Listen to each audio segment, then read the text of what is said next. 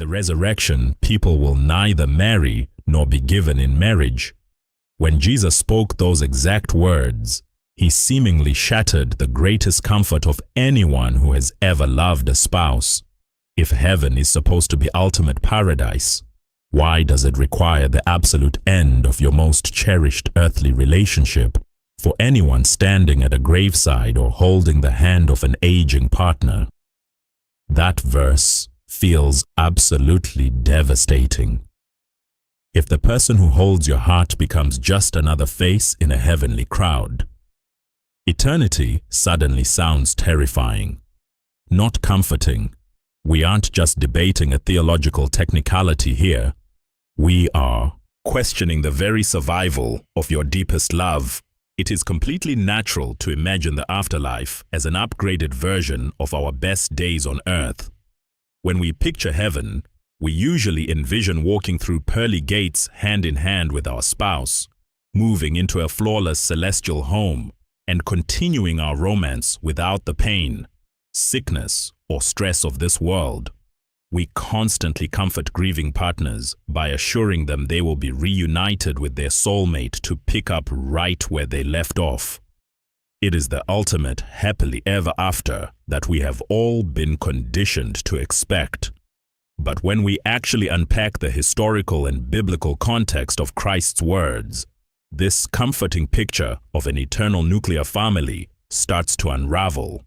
The shock hits hardest in Matthew 22, when asked who a widow with 7 earthly husbands will be married to in eternity. Jesus drops a bombshell. In the resurrection, they neither marry nor are given in marriage. Just like that, the fairy tale shatters. But here is the hidden truth almost everyone completely misses. We immediately assume Jesus is stripping away our deepest intimacy, downgrading our relationships into a cold, detached spiritual state.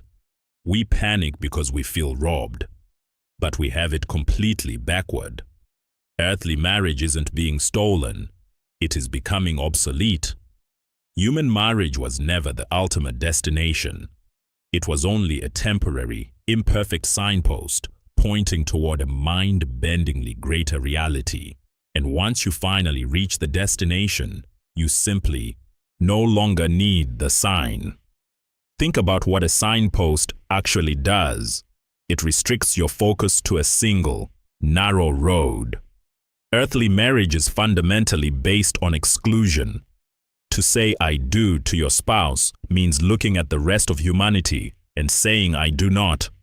It is an exclusive club of two, constrained by finite emotional capacity, physical boundaries, and the reality of time. But what if the absence of marriage in heaven isn't a demotion of your love, but a massive explosion of it? Here is the radical, unspoken truth that turns the entire concept upside down. God isn't dissolving your marital bond to make you love your spouse less. He is obliterating the very walls of human exclusivity. The profound, breathtaking, vulnerable intimacy you currently share with only one person on earth isn't being taken away from you. It is becoming the new baseline. You won't love your spouse any less. You are suddenly going to love everyone else infinitely more. We desperately cling to the idea of preserving our earthly marriage in eternity because our conventional understanding of love is fundamentally rooted in scarcity. Down here, human affection is a finite resource. It is inherently possessive, defensive, and fiercely guarded. We lock our deepest emotional vulnerability behind the secure vault of marital vows because we are terrified of losing it, being betrayed, or simply running out of energy to give. That is the fatal flaw of wanting an earthly marriage in a heavenly realm. You are unknowingly asking God to import your human limitations into eternal perfection. You are begging to keep defensive walls up in a kingdom that has no enemies.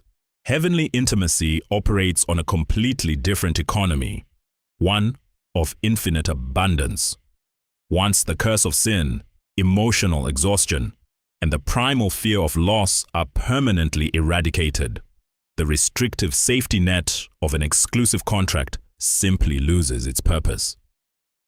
Why demand a fragile earthly fortress to protect your love when the very atmosphere you breathe is pure, unthreatened, and perfectly secure union?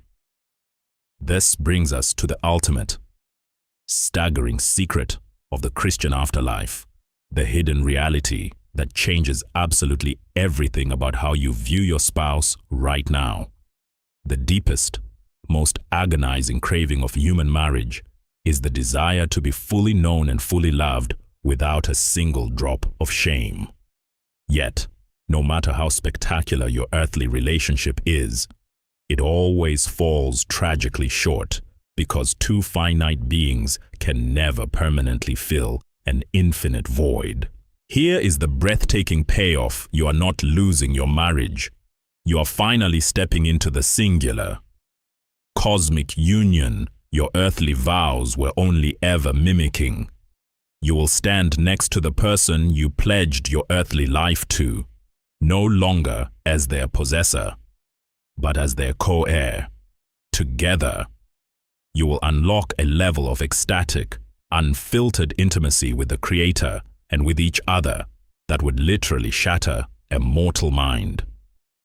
If you desperately cling to the temporary shadow, you risk missing the blinding, eternal substance. Yet, this is exactly where the human heart violently rebels. Our grip on that shadow is a white-knuckled vice, the terrifying trap we all fall into, especially when mourning a deeply loved spouse, is the silent, dangerous elevation of human romance into a golden calf. We subconsciously make our partner the absolute center of our anticipated paradise, effectively telling God that His presence alone is not enough to satisfy us unless He imports our earthly arrangement. It is the ultimate spiritual paradox. The very love designed to point us toward God becomes the exact idol that blinds us to Him. Surrendering that exclusivity feels like a brutal, agonizing betrayal of the person you cherish most. Because to finally step into that unimaginable, eternal glory, you first have to let go of the deeply ingrained fear that the Creator of love is somehow trying to shortchange your heart. Releasing your grip on human marriage is not an act of erasing your spouse. It is the ultimate fulfillment of what your vows were designed to achieve. Till death do us part was never a tragic, arbitrary expiration date on your devotion. It was a mission statement. It meant you successfully carried each other through the brokenness of this world right to the very threshold of eternity. When you cross that threshold, you will absolutely know the person who walked the earth by your side, the shared history, the sacrifices, the deep affection. None of it is discarded. It is entirely glorified. But instead of standing in an isolated circle of two, trying to endlessly sustain each other, you will stand shoulder to shoulder in perfect, unthreatened harmony. The reason heaven requires the end of earthly marriage is simply that the signpost has finally done its job. You have made it home, and the fragile shadow has at last given way to the blinding, eternal substance of perfect love. So when you look at your spouse today, or when you ache for the partner who has already crossed over, do not mourn the loss of an earthly contract. Celebrate the eternal upgrade. Your marriage is not facing a tragic, lonely end. It is simply stepping aside for a glorious, infinite beginning. The profound connection you share right now is just a beautiful, finite rehearsal for the breathtaking reality waiting for you both in the presence of God. If this shift in perspective brought you peace, or completely challenged the way you have always viewed eternity, share this video with someone who might be grieving or struggling with these exact same questions. Hit the subscribe button to join us as we continue unpacking the unfiltered, deeply comforting truths of Scripture. And drop a comment below. How does this eternal perspective change the way you will love the people in your life today? I will see you in the next video.